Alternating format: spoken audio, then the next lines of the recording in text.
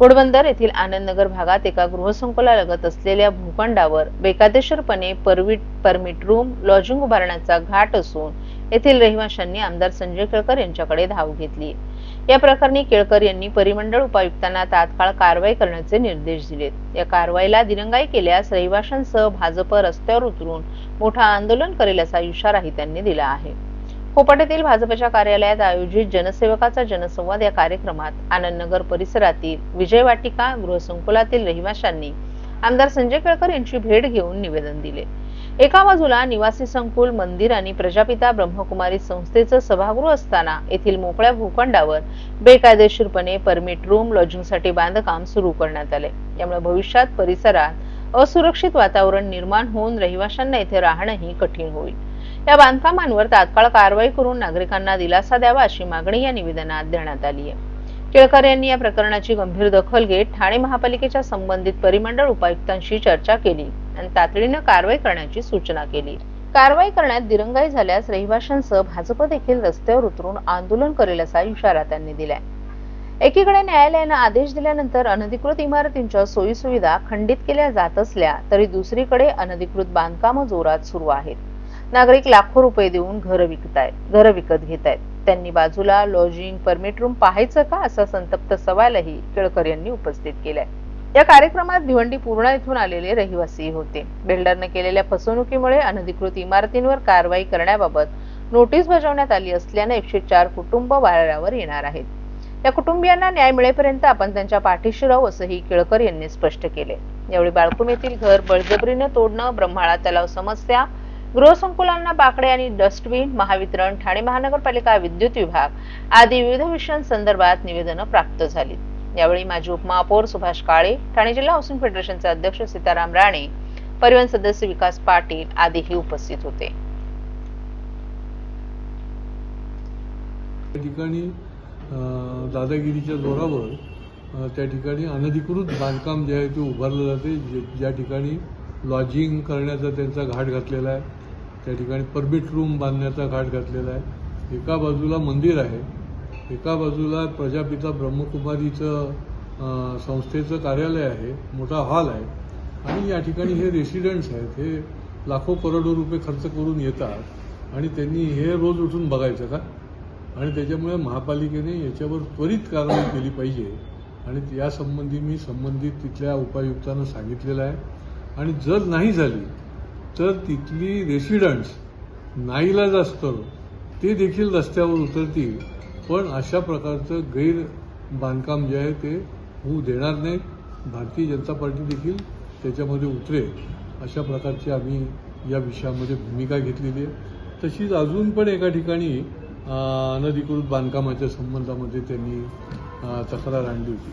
म्हणजे बघा की कोर्ट आदेश देते, राहती घरं देखील त्यांचं पाणी वीज बंद होत आहे आणि तरी देखील अनधिकृत बांधकामं जी आहेत ती थांबत नाही। ही फार मोठी धक्कादायक आहे किंवा संतापजनक आहे।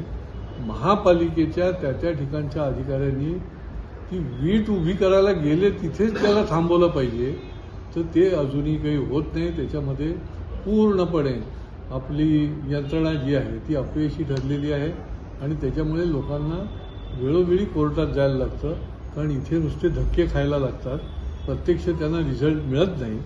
आणि त्यामुळे महापालिकेने खूप सजगपणे पोलिसांची मदत घेऊन वेळीच अशा प्रकारची जी लँड माफिया आहे, अशा प्रकारच्या अनधिकृत बांधकाम करणारी माफिया टोळी आहे ती उद्ध्वस्त करायला पाहिजे। त्यामुळे बाकीचे तर विषय या निमित्ताने आलेलेच आहेत। डोंबिवली असेल, नवी मुंबई असेल, निरनिराळ्या भागातले मुंबईचे देखील विषय काही ठिकाणचे आले होते। कामगारांच्या संबंधामध्ये देखील त्यांना जे मिनिमम वेजेस मिळायला पाहिजे ते एका खात्यामध्ये आजही मिळत नाही आहे। त्याच्या संबंधीमध्ये देखील काही दिवसामध्ये आम्ही मीटिंग घेऊन ते प्रकरण देखील मार्गी लागणार आहोत।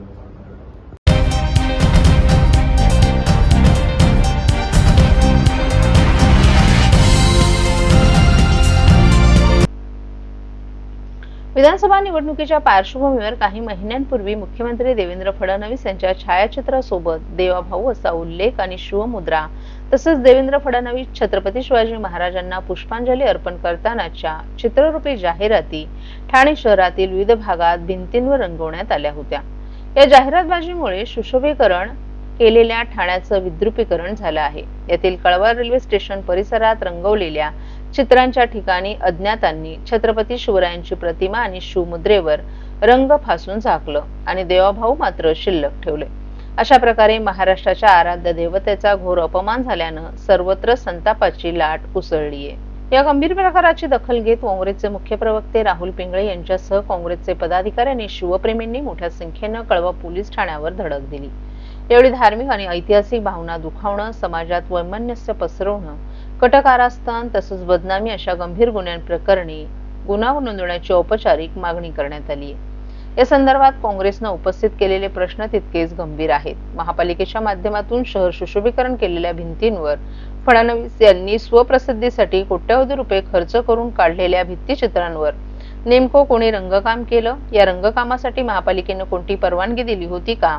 परवानगी नव्हती तर महापालिकेनं स्वतःहून गुन्हा का नोंदवला नाही? यांसारख्या मुद्द्यांची तात्काळ चौकशी करून दोषींवर कठोर कारवाई करण्याची मागणी करण्यात आली आहे। यावेळी ब्लॉक अध्यक्ष राजू शेट्टी, निलेश पाटील, ॲडव्होकेट जावेद शेख, सेवादल अध्यक्ष रवींद्र कोळी, नुरशीद शेख यांच्यासह मोठ्या संख्येने काँग्रेसचे इतर पदाधिकारी आणि शिवप्रेमीही उपस्थित होते। ठाण्यात या प्रकरणाची मोठी चर्चा असून नागरिकांमध्ये संताप व्यक्त होत आहे।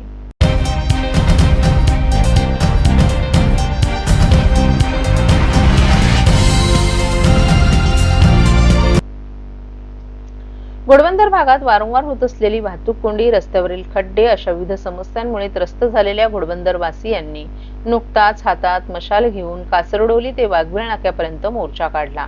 सेवा रस्त्यावर काम सुरू असल्यामुळे कासरडोली येथून मुख्य रस्त्यानं हा मोर्चा वाघवेळपर्यंत आल्यामुळे कासरडोली ते वाघवेळपर्यंत आणि त्यापुढे गायमुखपर्यंत वाहतुकीची कोंडी झाली होती। मुंबई महानगरातील वाहतुकीसाठी घोडबंदर रस्ता अत्यंत महत्त्वाचा मानला जातो। मात्र या रस्त्यावर सातत्यानं वाहतूक कोंडी होत असते। या मार्गावरून अवजड वाहतूक मोठ्या प्रमाणावर सुरू असते। त्यातच मेट्रो, मुख्य आणि सेवा रस्ते जोडणी कामांमुळे अनेक ठिकाणी रस्ते अरुंद झाल्यानं कोंडीत भर पडते। स्थानिक नागरिक या कोंडीमुळे हैराण झाले असून या कोंडीवर उपाय काढण्याची मागणी सातत्यानं होत आहे। घोडबंदर मार्गावरील वाहतूक कोंडी सोडवण्यासाठी आणि अपघातांचं प्रमाण रोखण्यासाठी विविध घोषणा करण्यात येत असल्या तरी या समस्या अजूनही सुटल्या नाहीत। या पार्श्वभूमीवर ठाण्यातील अजय जया फाउंडेशनच्या वतीनं हा मशाल मोर्चा काढण्यात आला होता।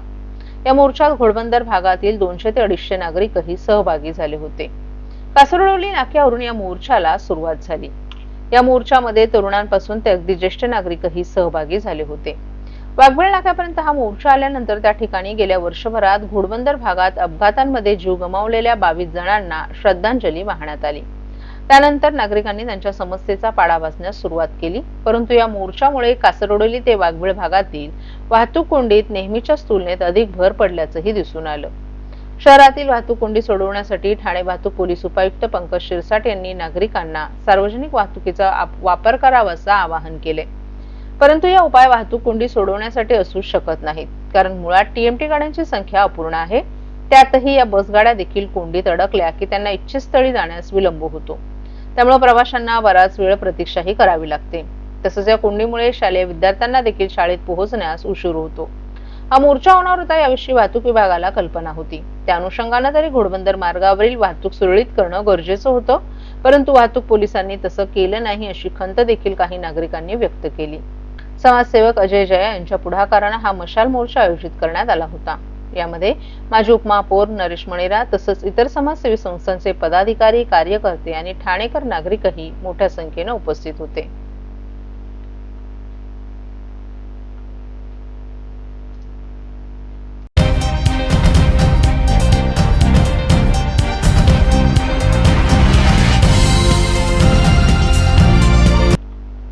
महापालिकेत वारसा हक्कानं नोकरी मिळवण्यासाठी वर्षोनुवर्ष दार ठोठावणाऱ्या वारसांना आता दिलासा मिळणार आहे। महापालिकेनं नवीन प्रणाली राबवण्याची तयारी सुरू केली असून येत्या काळात वारसाला नोकरी मिळण्यासाठी केवळ 2 ते 3 महिन्यांचाच कालावधी लागणार आहे. त्यामुळे हजारो कुटुंबियांना मोठा दिलासा मिळेल. महापालिकेतून दरवर्षी सुमारे 800 ते 900 कर्मचारी सेवानिवृत्त होतात. विशेषतः सफाई कामगारांच्या वारसांना कायमस्वरूपी नोकरी मिळवण्यासाठी अनेक वर्ष प्रयत्न करावे लागतात. काही जणांची वयोमर्यादा संपल्यानंतर देखील प्रकरणं प्रलंबित राहिल्यानं अनेकांना खासगी नोकरीकडे वळावं लागलं होतं. त्यातही अनेक जण ठोक वेतनावर 10 ते 12 वर्ष काम करत असूनही नियमित नोकरीचं स्वप्न पूर्ण होत नव्हतं. महापालिकेनं अखेर या समस्येवर उपाय करत वारसा हक्काची प्रलंबित प्रकरणं निकाली काढण्यास सुरुवात केली आहे. आतापर्यंत 2023 पर्यंतची 350 प्रकरणं, 2024 मधील 70 प्रकरणं मार्गी लावली असून 2025 मधील 65 प्रकरणं अंतिम टप्प्यात आहेत. वारसा हक्काची इतकी मोठी प्रकरणं निकाली काढणारी ठाणे महापालिका ही राज्यातील पहिली महापालिका ठरली आहे. प्रभाग समितीने या वारसा हक्काची प्रकरणं स्वीकारली जाणार आहेत. संबंधित ठिकाणी कागदपत्र तपासून प्रकरणं तयार केली जाणार आहेत.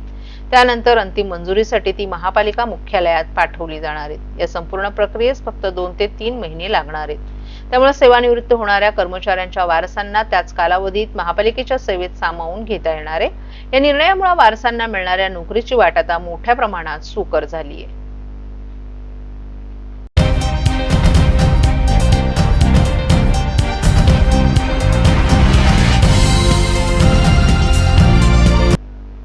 गृहनिर्माण सोसायट्यांच्या अभिहस्तांतरण आणि मानवी अभिहस्तांतरण प्रक्रियेत येणाऱ्या अडचणी दूर करण्यासाठी ठाणे जिल्हा हाऊसिंग फेडरेशननं पुढाकार घेत विशेष बैठकीचं आयोजन केलं होतं. या बैठकीत प्रॉपर्टी कार्ड आणि ULC या विषयांवर सर्वाधिक तक्रारी असल्याचं निदर्शनास आलं. त्यानंतर या सर्व समस्यांवर प्रभावी तोडगा काढण्यासाठी दर महिन्याच्या दुसऱ्या सोमवारी विशेष बैठक आयोजित करण्याचा निर्णय घेण्यात आला. ती Thane district cooperative housing federation society, महसूल विभाग ठाणे आणि जिल्हा उपनिबंधक सहकारी संस्था यांच्या संयुक्त विद्यमाने आणि आमदार संजय केळकर यांच्या मार्गदर्शनाखाली ही समस्या निवारण कार्यशाळा पार पडली.